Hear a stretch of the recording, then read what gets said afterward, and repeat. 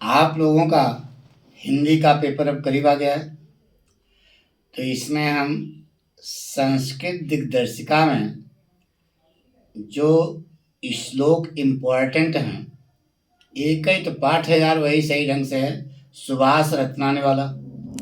उसमें कौन कौन से श्लोक इम्पोर्टेंट हैं यह हम आज आपको बताएंगे, वही पढ़ लेना, उसी में से आएगा, साफ साफ बात है।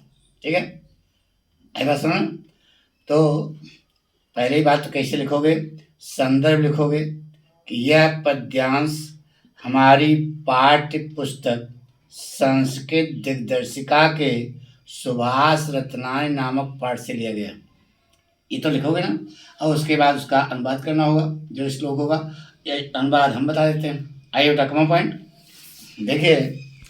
पहला श्लोक मोस्ट इंपॉर्टेंट रहा, भाषासु मुख्या मधुरा दिव्या गीर्वाण भारती तस्या ही मधुरम काव्यम तस्मादप सुभाषितम। मोस्ट इंपॉर्टेंट है, भाषा सप्तमी विभक्ति है, भाषाओं में मुख्य मधुर और दिव्य। गीर्वाण भारती माने देववाणी है। ठीक है, भाषाओं में मुख्य मधुर और दिव्य देववाणी है। तस्या ही मधुरम काव्यम, और उस देववाणी का सबसे मधुर चीज क्या है, काव्य है। और तस्मादप सुभाषितान, उन काव्यों में भी सुंदर उक्तियां जो कही गई हैं यह बहुत मधुर, दिव्य और मुख्य हैं। ठीक है, अब आइए बेटा देखिए, एक लाइन ये भी है, ये भी स्टेंजा इंपॉर्टेंट, तीसरा वाला, सुखार्थिन कुतो विद्या कुतो विद्यार्थिन सुखम सुखार्थी वा त्यजेत विद्याम विद्यार्थी वा त्यजेत सुखम। सुख चाहने वाले को विद्या नहीं मिलती, सुख चाहने वाले को विद्या कहाँ मिलती है। ले सुखार्थिन कुतो विद्या, सुख का को चाहने वाले को विद्या कहाँ, और कुतो विद्यार्थिन सुखम, और विद्या को चाहने वाले को सुख कहाँ मिलता है। सुखार्थी वा त्यजेत विद्या, सुख को चाहने वाले को विद्या त्याग देनी चाहिए, अथवा विद्यार्थी को सुख त्याग देना चाहिए। वह माने अथवा विद्यार्थी को सुखम त्यजेत, सुख त्याग देना चाहिए। एक श्लोक और इम्पोर्टेंट है, देखिए मोस्ट इम्पोर्टेंट है, क्या लिखा है, काव्य शास्त्र विनोदेन कालो गच्छति धीमताम व्यसनेन च मूर्खाणाम निद्रया कलहेन वा। धीमताम माने बुद्धिमान लोग, संदर्भ लिख लोग ना। प्रस्तुत पद्यांश हमारी पाठ्य पुस्तक संस्कृत दिग्दर्शिका के सुभाष रत्नानी नामक पाठ से लिया गया है। इतना लिख दोगे ना। अब इसका अनुवाद कैसे करोगे, धीमता माने बुद्धिमान लोग, धीमता माने बुद्धिमान लोग काव्य शास्त्र की चर्चा करके आनंद पूर्वक समय को गच्छत माने बिताते हैं। बुद्धिमान लोग काव्य शास्त्र की चर्चा करके आनंद पूर्वक समय को बिताते हैं।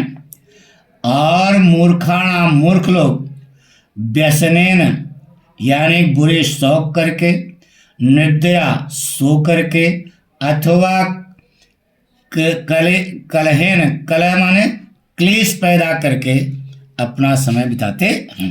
लिखा बेटा, पक्का लिख लोगे ना।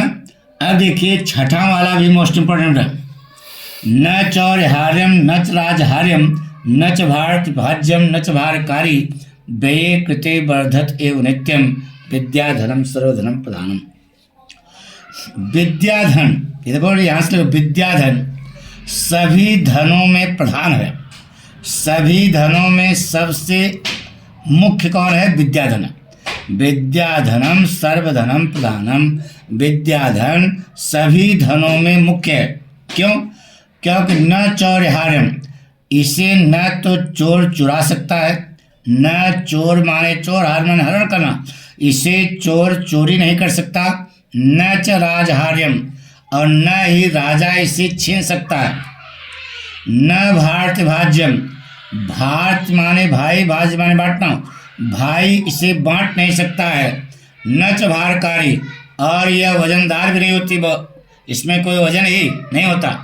व्यय कृते अन्य धन को अगर आप खर्च करोगे तो वह नष्ट होगा, लेकिन यह विद्याधन व्यय कृते वर्धत एवं नित्यम, जितना इसको खर्च करोगे नित्य ही यह बढ़ती ही जाती है। कौन? विद्या। तो इसलिए विद्याधनम सर्वधनम प्रधानम, विद्याधन सभी धनों में प्रधान धन है। एक स्टेंजा ये भी इंपॉर्टेंट है, मोस्ट इंपॉर्टेंट। परोक्षे कार्य अहंतारम प्रत्यक्षे प्रियवादिनम वर्जते तादृशम मित्रम विषकुंभम प्रयोमुखम। परोक्षे कार्य अहंतारम, परोक्षे माने पीठ पीछे कार्य को बिगाड़ने वाला, अप्रत्यक्षे प्रियवादिनम, और सामने प्रिय वाणी बोलने वाले जैसे मित्र को उसी प्रकार से त्याग देना चाहिए जिस प्रकार से विष के घड़े के मुंह पर पैमाने दूध रखा गया हो। फिर से एक बार समझो। पीछे कार्य को बिगाड़ने वाला, पीठ पीछे कार्य को बिगाड़ने वाले और सामने प्रिय वाणी बोलने वाले मित्र को उसी प्रकार से त्याग देना चाहिए जिस प्रकार से विष के घड़े पर के मुंह पर थोड़ा सा दूध रखा हो। ये लिखा। अब देखिए, ये 9वां जो है मोस्ट इंपॉर्टेंट है, मोस्ट इंपॉर्टेंट। जितना बता रहे हैं पढ़ जाना बस। विद्या विवादाय धनम मदाय शक्ति परेशान पर पीडनाय खलस्य साधो विपरीतमेतत् ज्ञानाय दानाय च रक्षणाय। कर्म खल माने दुष्ट, खष्टि व्यक्ति एक वचन है। दुष्ट की विद्या विवाद के लिए, धन घमंड के लिए, शक्ति परेशान माने दूसरों को पीड़ित करने के लिए होती है। दुष्ट की विद्या विवाद के लिए, धन घमंड के लिए और शक्ति दूसरों को पीड़ित करने के लिए होती है। लेकिन इसके विपरीत साधु, इसके साधो विपरीत में तत् माने इसके विपरीत सज्जन आदमी की विद्या ज्ञान के लिए होती है, धन दान के लिए होता है और शक्ति रक्षा के लिए होती है। मोस्ट इंपॉर्टेंट है, बहुत आएगा जब पक्का है। और इसका एक स्टेंजा और 15वां याद कर लेना बेटा, पक्का आएगा 100%।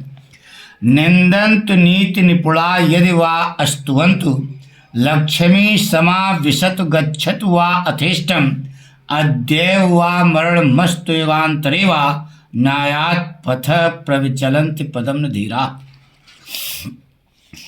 ध्यान रहे, प्रसंग आप लिख लोगे ना।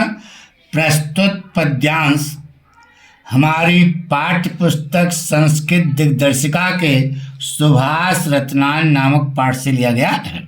ये तो लिखोगे। अब इसके बाद इसका अनुवाद आपको क्या लिखना है, कैसे लिखो बेटा?